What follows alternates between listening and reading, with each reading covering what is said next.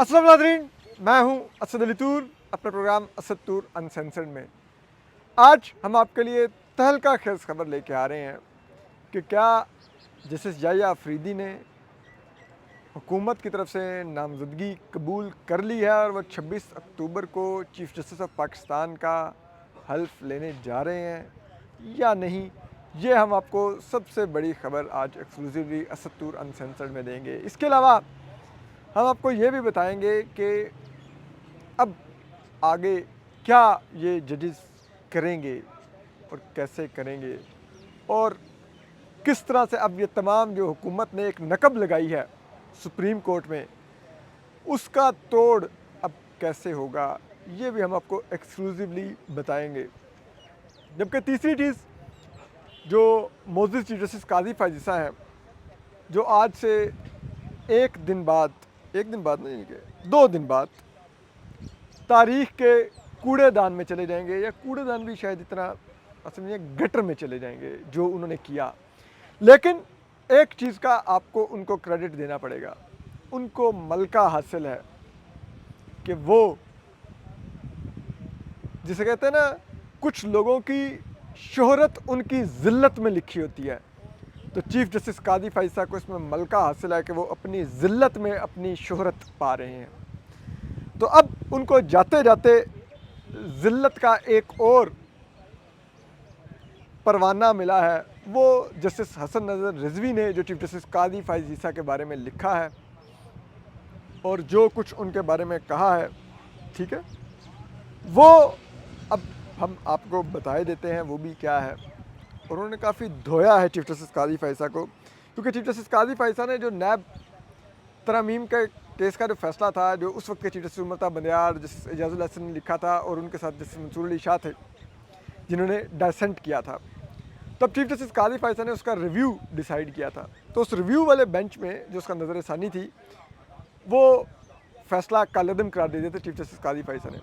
Justice Hasan नज़र रिज़वी भी कालअदम करार देने से एग्री थे, लेकिन उन्होंने कहा कि मैंने अपना अलहदा नोट लिखने का फ़ैसला किया। उन्होंने 22 सफ़हात का नोट लिखा है, और उसकी अलहदा नोट लिखने की वजह कहते हैं कि जो मैं फ़ैसले से मुत्तफ़िक हूँ, लेकिन फ़ैसला कालअदम करार देने की वजूहात जो बयान की गई हैं और जो ज़ुबान चीफ जस्टिस काज़ी फ़ायज़ ने इस्तेमाल की है, मैं उससे मुत्तफ़िक नहीं हूँ, क्योंकि जो ज़ुबान है वो इंतहाई गैर मुनासिब थी, ठीक है, और उस ज़ुबान में अदालती वक़ार का एहसास ही नहीं किया चीफ जस्टिस काज़ी फ़ायज़ ने, जब वो अपने साबिक साथी जजेस जस्टिस उमर बंदियार और जस्टिस एजाजुल हसन के बारे में जो ज़ुबान इस्तेमाल कर रहे थे, वो इंतहाई गैर मुनासिब थी, अदालती वक़ार के ख़िलाफ़ थी।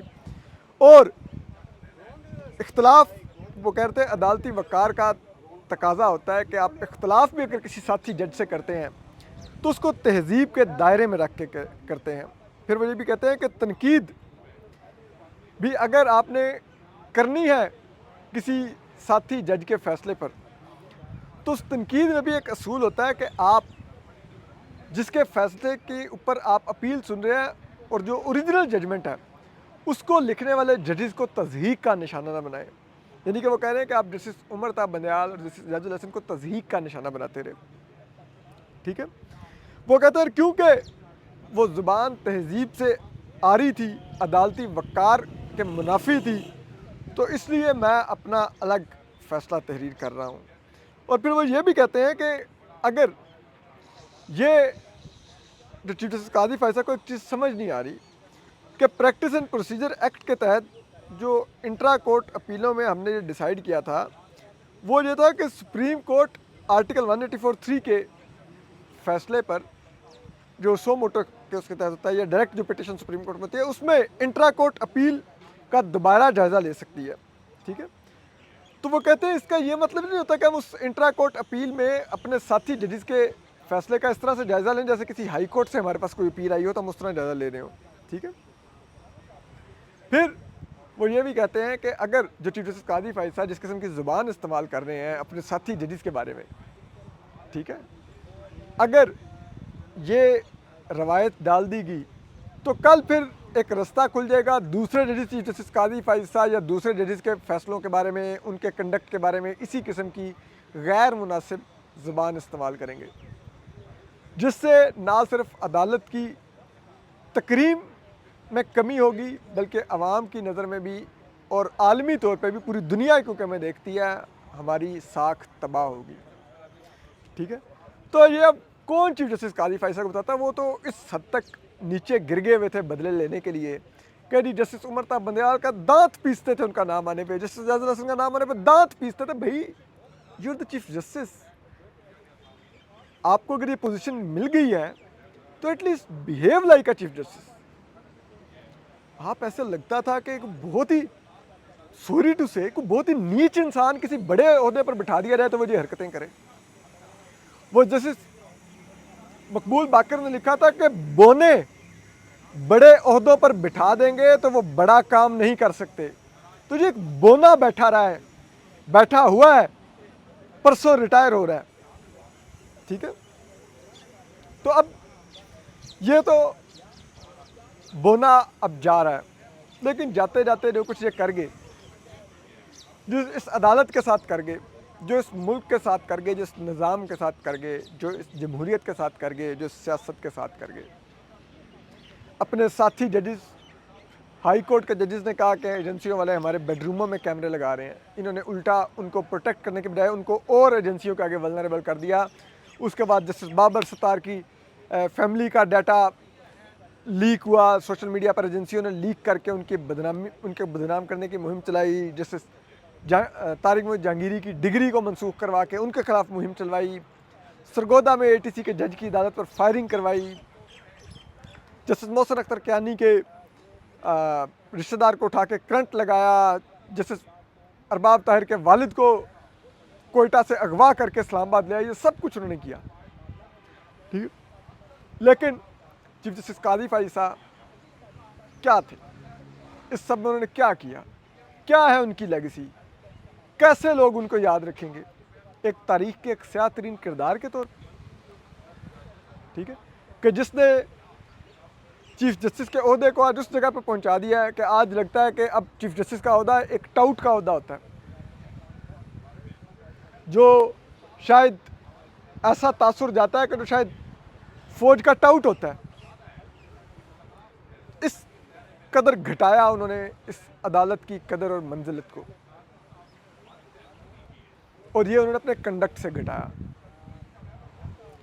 जस्टिस मंसूर अली शाह को आज चीफ जस्टिस बनने से अगर किसी ने रोका तो वो चीफ जस्टिस काजी फाइज ईसा है। 63A का फैसला रिवर्स करने के लिए जिस तरह सदारती आर्डिनेंस गिरवा के, कमेटी तोड़वा के, अपने साथ का अमीनुद्दीन बिठा के, ठीक है, और वो केस लगाया, फिर उसमें भी खुद को भी डाला, अमीनुद्दीन खान को भी डाला, और बैठ के फैसला रिवर्स किया ताकि हॉर्स राइडिंग हो सके, फ्लोर क्रॉसिंग होकर जैसे अमीनुद्दीन खान, जैसे मंसूर अली शाह का रास्ता रोका जा सके, और वो हो गया। ठीक है, लेकिन क्या ये ऐसा ही चल पाएगा? अब हम आपको आ रहे हैं ज़रा मज़ीद बड़ी और तहलका खेज़ खबरों की तरफ। तो ज़रा ये बता रहे हैं कि जस्टिस याया अफरीदी ने चीफ जस्टिस का ओहदा कबूल कर लिया है। वो 26 अक्टूबर को चीफ जस्टिस ऑफ पाकिस्तान का हल्फ लेंगे। हम आपको ये भी बताएंगे कि फिर होगा क्या, लेकिन पहले ये बता दें कि उन्होंने ये ओहदा क्यों कबूल किया है। ये ओहदा उन्होंने साथी जजेस के मशवरे से कबूल किया है, कंसेंट से कबूल किया है, क्योंकि उसकी वजह यह है कि हुकूमत ने एक ट्रैप डाला था इस गज़ट नोटिफिकेशन में। वो ट्रैप ये था कि अगर जस्टिस याया अफरीदी ओहदा डिक्लाइन करेंगे तो जस्टिस मंसूर अली शाह या जस्टिस मुनीब अख्तर में से किसी एक को कंसिडर किया जाएगा, और अगर वो भी डिक्लाइन कर देंगे तो फिर जस्टिस अमीनुद्दीन खान के पास जाया जाएगा। लेकिन असल गेम प्लान ये था कि जब जस्टिस याया अफरीदी इनकार करते तो हुकूमत जस्टिस मंसूर अली शाह और जस्टिस मुनीब अख्तर को कंसिडर करने के बजाय straight way justice Aminuddin Khan पर चली जाती। अब शोर तो मचता कि भाई नहीं नहीं, ये तो कानून के ख़िलाफ़ कर रहे हैं आप, ये तो आइन के ख़िलाफ़ कर रहे हैं। ठीक है, वो चैलेंज भी होती लेकिन चैलेंज अगर अभी होती फ़ौरन तो कौन था चीफ जस्टिस कादी फाइज ईसा। चीफ जस्टिस कादी फाइज ईसा क्या इस आइनी जो खिलाफ वर्जी है उसको दुरुस्त करते?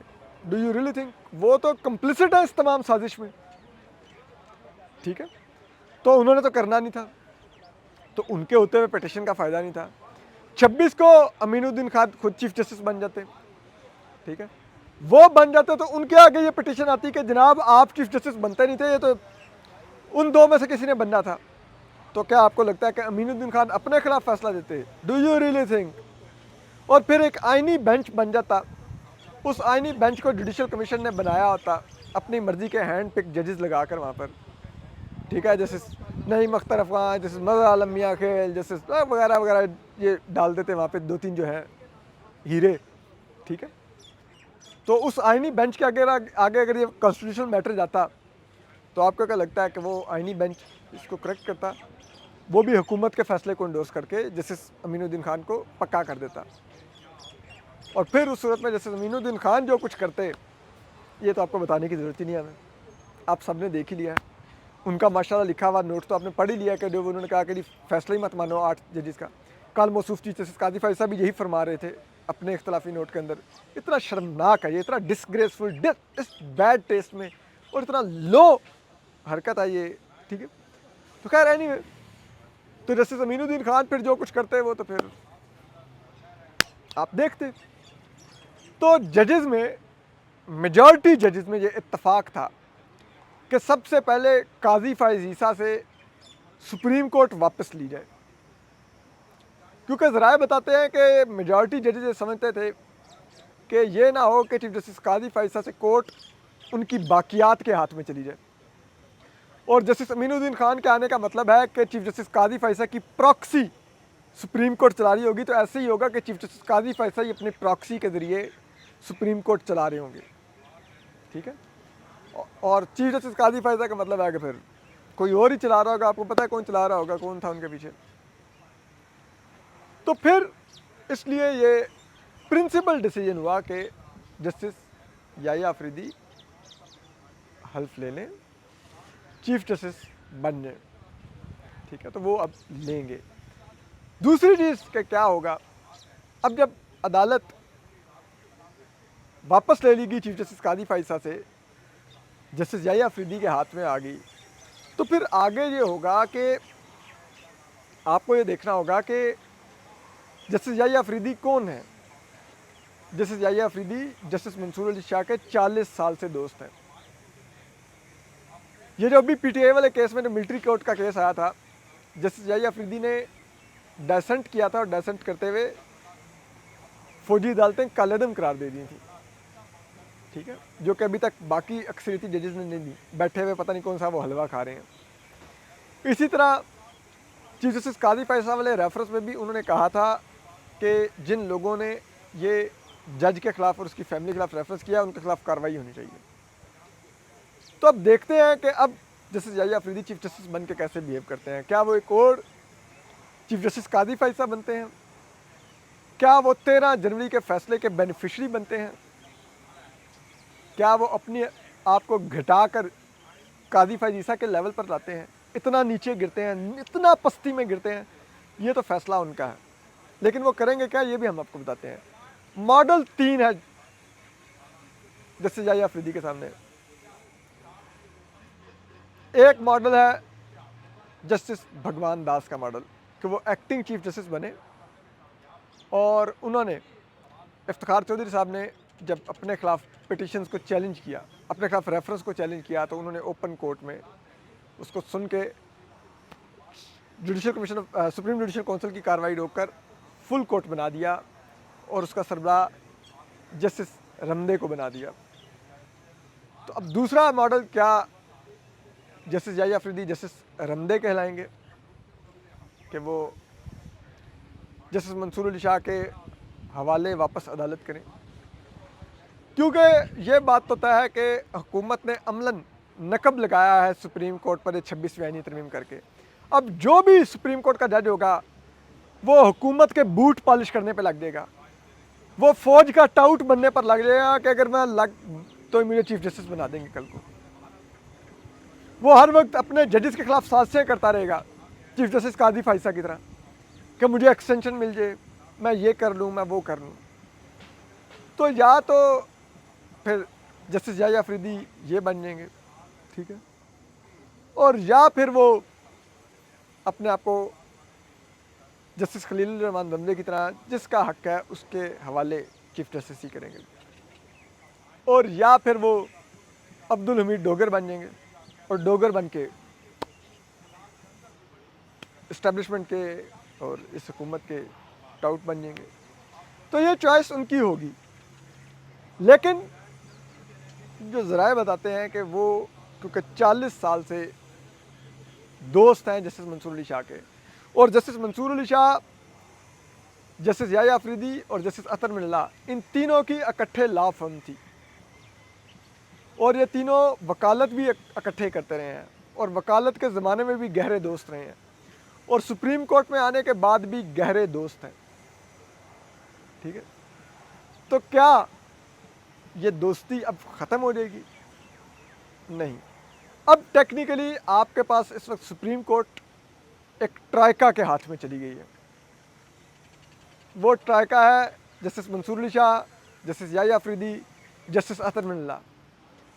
जस्टिस याह्या अफरीदी हल्फ लेके चीफ जस्टिस ज़रूर बनेंगे, चीफ जस्टिस होंगे भी, लेकिन 2 डिफेक्टो चीफ जस्टिस भी होंगे, जस्टिस मंसूर अली शाह और जस्टिस याह्या अफरीदी। और वकला तहरीक 25 तारीख से शुरू हो जाएगी अमली तौर पर, ठीक है। और फिर जो बिल्डअप होगा, मैं अभी उसकी तफसीलात में नहीं जाऊंगा, कुछ चीज़ें वक्त आने पे भी देखिएगा, ठीक है। तो वो बिल्डअप होगा। ये जो सोच के हुकूमत ने किया है कि बड़ी मौज लगेगी, जजेस आपस में लड़ेंगे और ये बाहर बैठ के फ्रूट चाट खाएंगे, तो वो नहीं होगा, ठीक है। अब चीज़ें आगे बढ़ेंगी आने वाले दिनों में। देखते हैं जस्टिस याह्या अफरीदी क्या स्ट्रेटेजिक मूव्स करते हैं, ठीक है, और क्या ये मामला आईनी बेंच के आगे जाएगा, या ये मामला कोई फुल कोर्ट बनेगा और वो इस सब का जायज़ा लेगा, क्योंकि इस तमाम मामले में सीनियरिटी के प्रिंसिपल की वायलेशन की गई है। जस्टिस मंसूर अली शाह के साथ जो ज़्यादती हुई है, वो सिर्फ ये नहीं कि बतौर मोस्ट सीनियर प्यूनर जज उनको चीफ जस्टिस बनना चाहिए था, मेरिट के लिहाज से भी वो चीफ जस्टिस बनते थे। पाकिस्तान में इस वक्त जो जजेस हैं, उनमें justice Mansoor Ali Shah is one of the finest जज। वो चीफ जस्टिस काजी फाइसा की तरह अनार्किस्ट जज नहीं होते, वो एक रिफॉर्मिस्ट जज होते। और अब आपको ये भी खबर दे दें कि जस्टिस मंसूर अली शाह और जस्टिस मुनीब अख्तर ने मुस्ताफ़ी होने का फ़ैसला नहीं किया है, वो मुस्ताफ़ी नहीं होंगे, ठीक है। वो अंदर ही बैठ के काम करेंगे। क्या करेंगे? काम करेंगे, और आप देखेंगे कि कैसा काम करेंगे, ठीक है। अब बस कुछ चीज़ें रहने दें, अभी हमने किसी का नुकसान तो नहीं करना ना। अगर कुछ करने जा रहा है तो लेट हिम, तो आप देखेंगे, यू विल सी। ये तो सारी जो खेल खेला गया है, इसमें आप देखेंगे। और इसका पहला इंडिकेशन आपको ये जो सुप्रीम कोर्ट बार का इलेक्शन होने जा रहा है, इसमें भी मिलेगा कि वकला कैसे रिएक्ट करेंगे। ख़ास तौर पे नौजवान वकला अब बहुत ज़्यादा मुतहरिक होंगे, और वो असल ताकत होंगे और असल लड़ाई वही लड़ेंगे। हम आपको अपडेट करते रहेंगे। अपना ख्याल रखिए। अल्लाह हाफ़िज़।